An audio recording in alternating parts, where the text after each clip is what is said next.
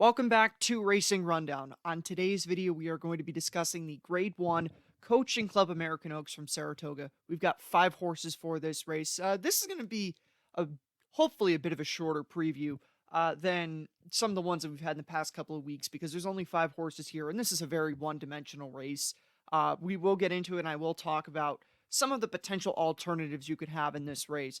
But as you probably can tell by the entries that we have for this race, it is going to be very cut and dry, and I'm not going to be differing too much from some of the other, or from what most of the other folks are going to look at this race are going to do. We'll mention the links down below in the description. There will also be a preview of the Haskell this week on Racing Rundown, as well as episode number 168. So you can find those at the links below in the description. And now we're going to move on and talk about the first horse in this race, number 1, Butterbean, the winner of the Iowa Oaks. And Butterbean's win in the Iowa Oaks was actually a very, very strong victory. I had her there on that day, and I was a little bit concerned about how far back she was early in the race, but she made a really strong move into the far turn, and she wound up winning the race by 3 lengths. And that was coming out of a really nice effort that she had in the local prep at Prairie Meadows. That, I believe, was going a mile.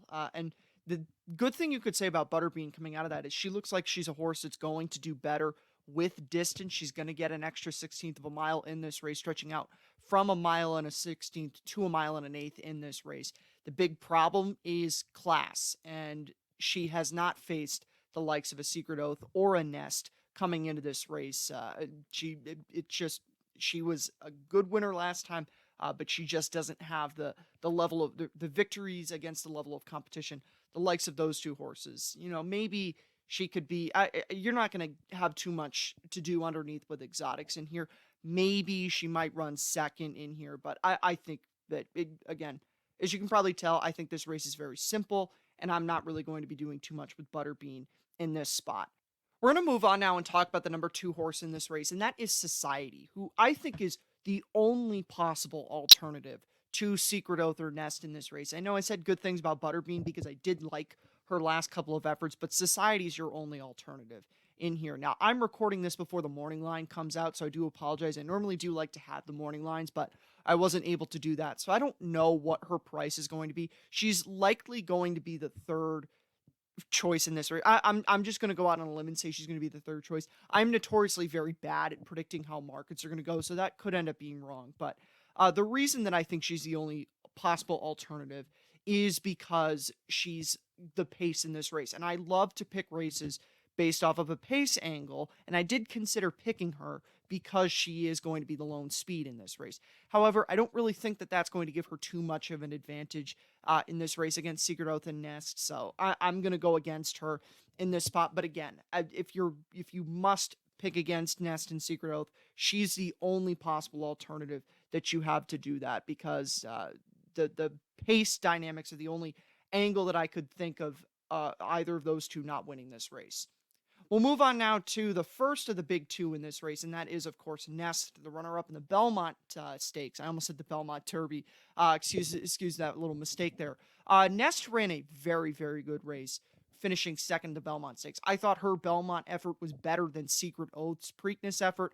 I don't think the metrics bore that out. I think Secret Oath was 1 point better than her in the figures, but I don't really happen to care what the metrics say about that. I think, personally, Nest ran a better effort against the boys last time.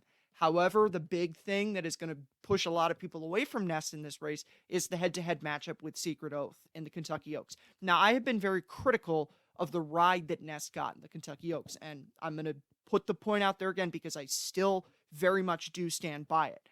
Irad Ortiz had an opportunity on the far turn where if he had waited a couple extra moments, instead of taking Nest out wide, he could have split between Echo Zulu and Secret Oath, saved a little bit of ground with Nest in there. And if he had done that, I don't think it would have been the difference in the race. I do think Secret Oath still wins the Kentucky Oaks in that situation. However, if he does do that, I think the margin of defeat for Nest instead of 2 lengths is less than a length in there.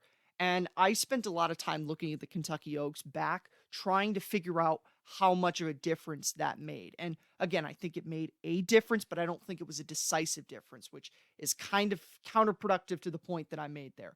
Point being is I think Nest ran a great race last time out. However, I just think Secret Oath is better for this race.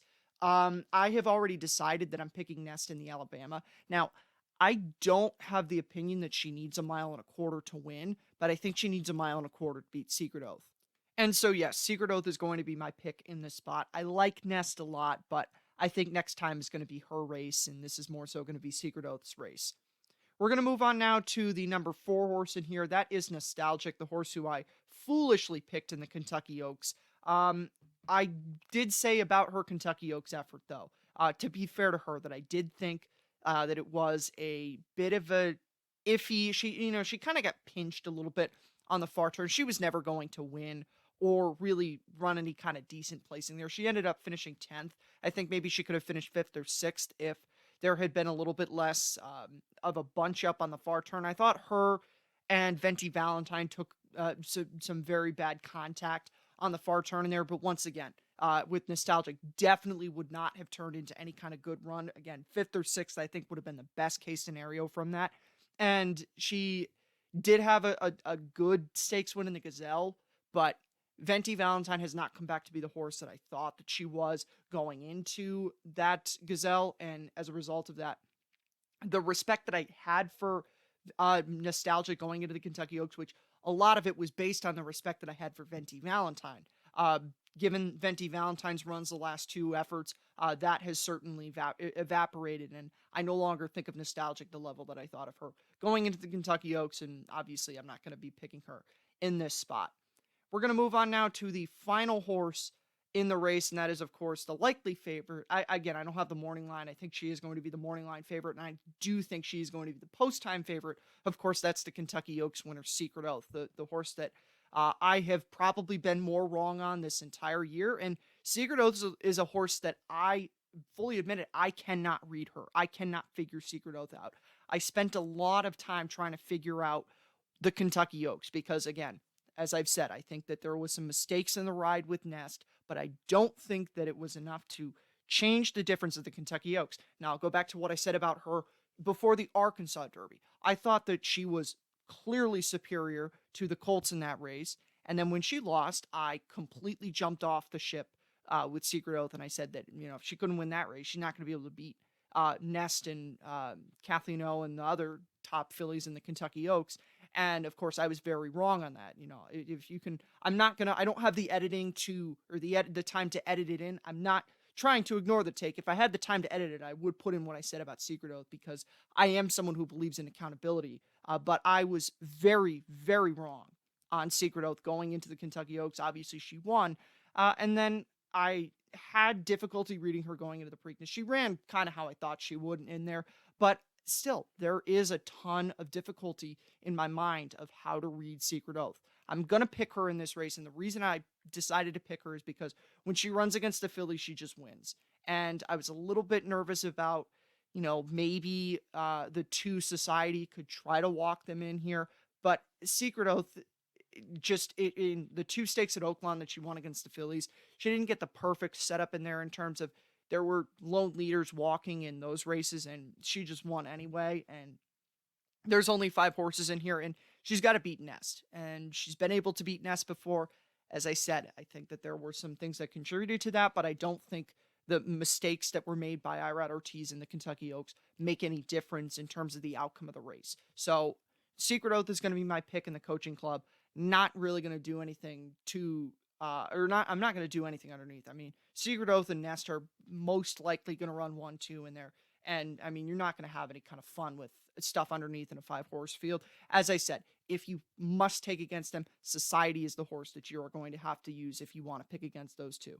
And with that being said, that's it for this video. I'll see you next time for my preview of the Haskell, and we'll see you this week on Racing Rundown, episode number 168. Have a good one.